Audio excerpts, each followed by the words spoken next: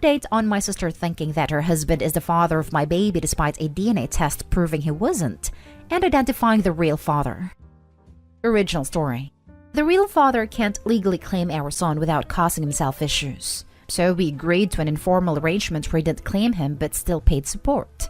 He gave my sister his name, and he got on a video call with her and verified that he was the father, but he just can't do a formal DNA test or claim our son. To clarify, by formal DNA test, I mean one that would be court-ordered and result in him taking parental rights, while the informal test was done privately, and we have agreed not to take it to a court. Despite the actual father telling my sister that he was the father in the DNA test, my sister is still convinced that the father is her husband, as they share significant physical resemblance that the biodad also shares. Other than the physical resemblance, which I would say is debatable as he's a baby and looks like a potato most days, my sister suspects that her husband and I had an affair, because her husband and I have a lot in common and were friends before they got together, and it's really good with my son. We're also all living together, so she thinks there was opportunity. We told her until we were blue in the face that her husband wasn't the father, and we got another test through the same facility that did a test on the real father to prove it.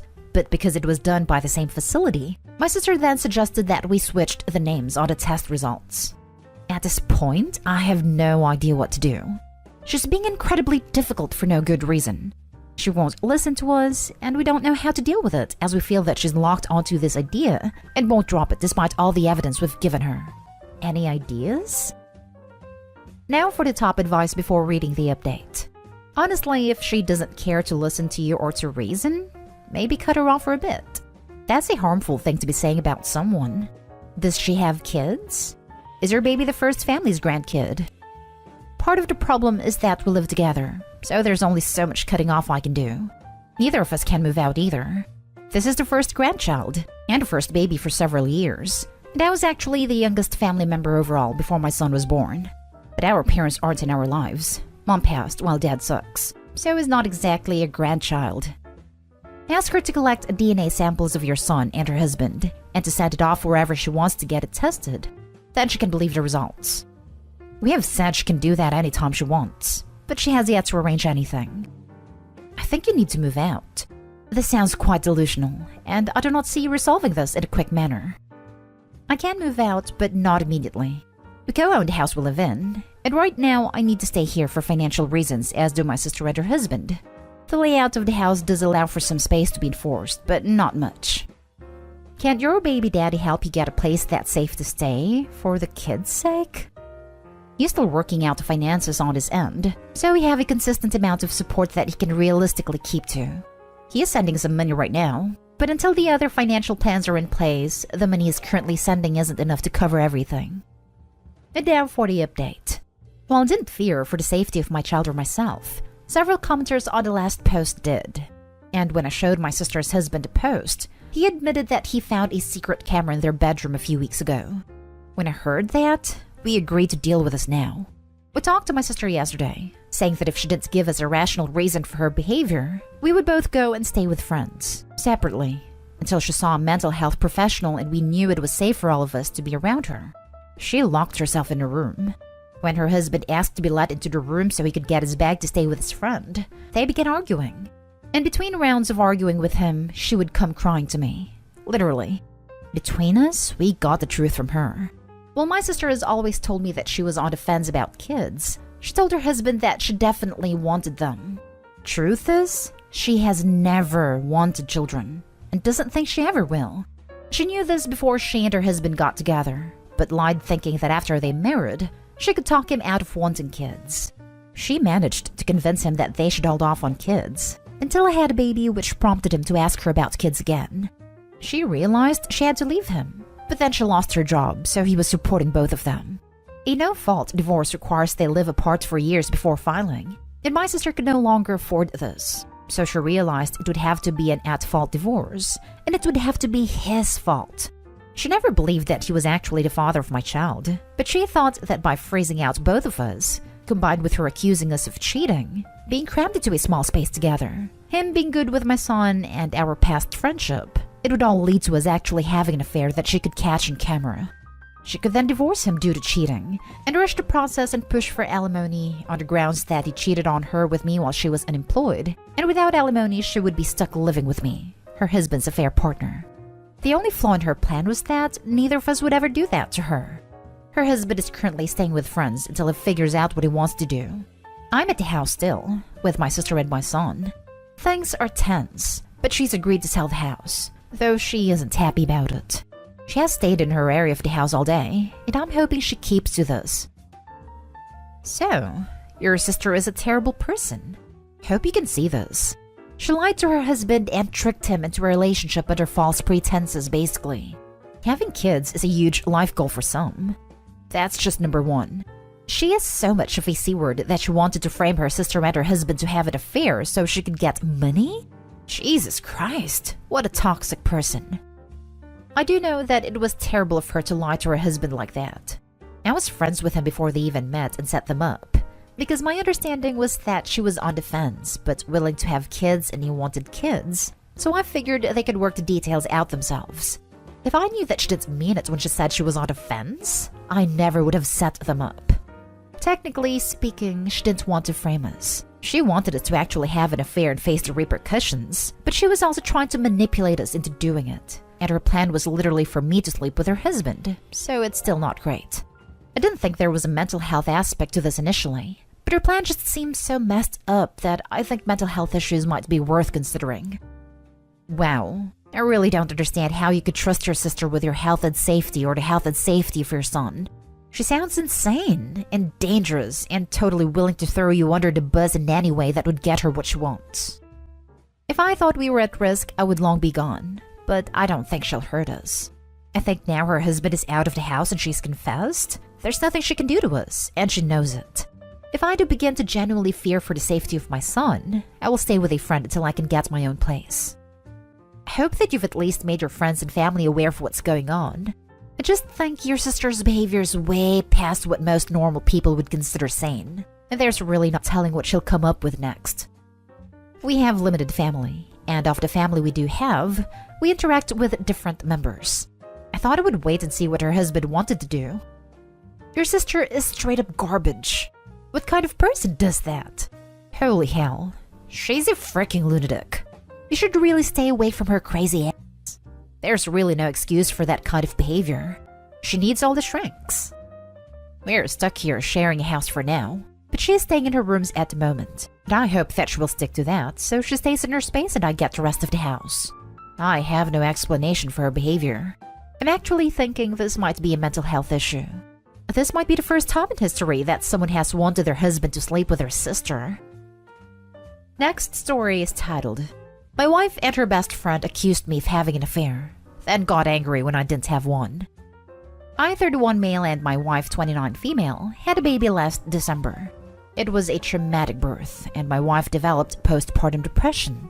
While she was originally going to go back to work after the birth, she's been struggling enough that we decided to wait until our daughter was a year old and reassess, and she has been going to therapy weekly. With my wife home full-time, I've had to work increased hours. This is something we discussed prior to making this decision, and she knew this from the start. A few weeks ago, my boss approached me about a project that would require a lot of overtime in a short amount of time. It would both be great financially and for my career. I talked to my wife about it, and she agreed that I should say yes to my boss. For the 4 weeks I'd be working on this, my mother-in-law and her best friend Jessie, 29 female name changed, would come help out with some of the duties that I typically do. Jessie's a stay-at-home mom with a 4-year-old and a 2-year-old. She began coming over during the day and would watch the kids with my wife. 3 weeks into the project, it became clear that we'd need a few more weeks to get it together. I went home that night and talked to my wife about it. She said she was okay with it, but got very cold in the days after. It wasn't unusual behavior over the past few months, so I didn't think much about it and tried not to take it personally. During the last week of the project, I got home one night and saw that Jessie was still at the house.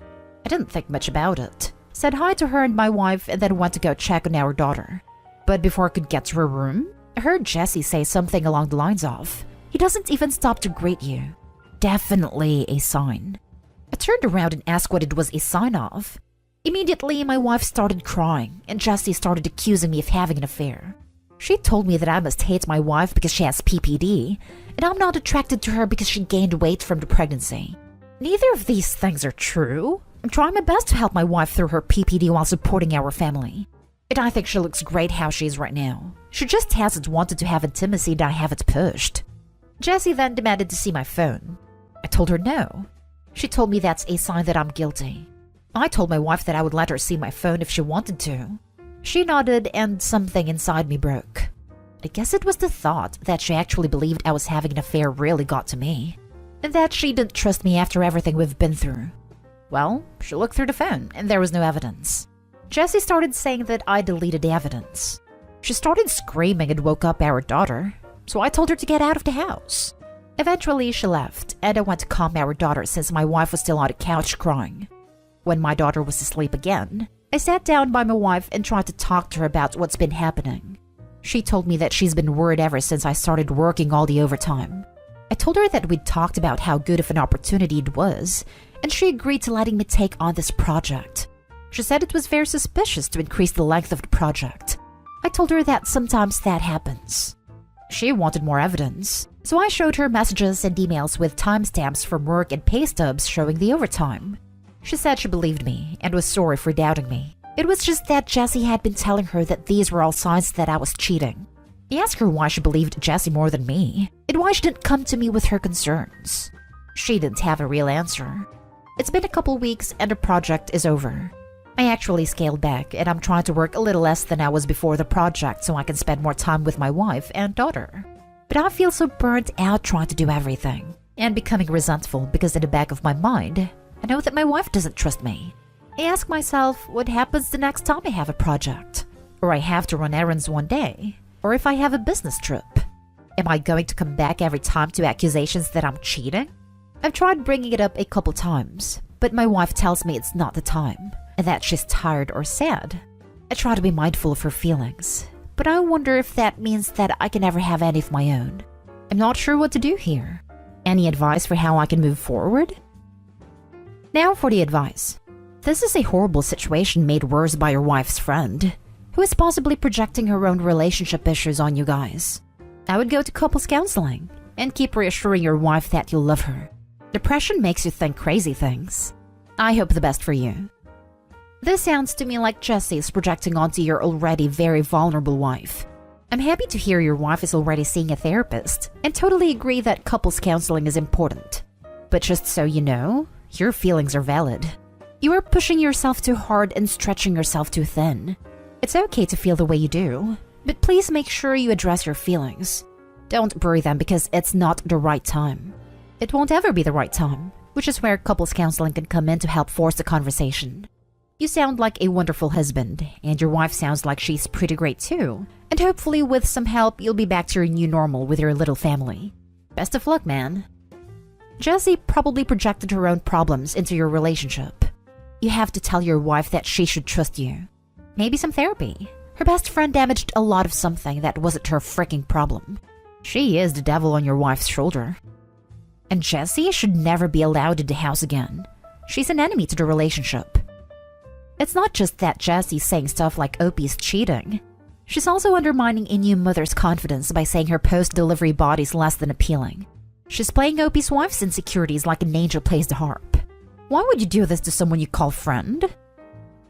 Last story.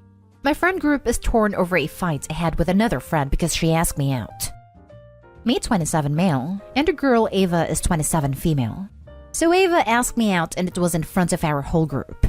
I rejected her politely and she was understandably pissed. But she kept bugging me about why I rejected her because she knew that I found her attractive. True. I didn't want to say anything at first, but she kept pissing me off about it. So I finally told her it was because of her past multiple toxic relationships. She was shocked and angrily asked why I was judging her by her past.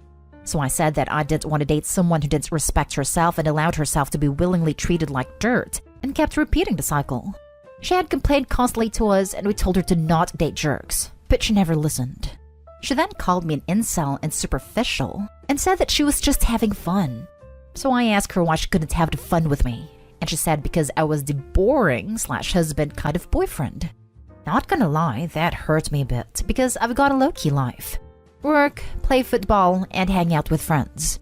I've had multiple relationships, but gotten screwed/cheated on because I've not paid attention to the girl 24/7, or that I was too nice. I got angry at her and said that she was just an old hag who couldn't have fun anymore because her makeup couldn't hide her ugliness, which I regretted instantly. She was in tears and left the apartment crying and went home. The rest of the dinner was pretty awkward in silence, and soon everyone left. Some of my guy friends called me later saying it was alright, and that I didn't do anything wrong, and she was asking for it. But some of my gal friends said that Ava was confessing to me and was in a vulnerable position, and I hurt her a lot. I've got no idea what to do, and I don't want to mess up the group over this. She asked you in front of the friend group. She did this out in the open to put pressure on you to say yes. The hag comment might have been a bit much, but Ava isn't all innocent toxicity here. She's disrespectful to people's no. I'd suggest avoiding Ava. Keep cordial but not friendly. Continuing to have fun with your friends and enjoy yourself. She got ugly on you first. Aha! Flip the sexes. If a guy had asked a girl out in front of everyone and pressured her, the Reddit goblins would goose step to a different tempo. Your response wasn't great, but I don't know what she was thinking doing that right then and there. I'd apologize for what was said and how it was said, but that's just me. And then demanding an answer as to why he said no while still in front of everyone. How awkward and uncomfortable for him that must have been. Like she was starting out with no boundaries or consideration already and then pushed, turning it into a scene. More toxicity, Ava.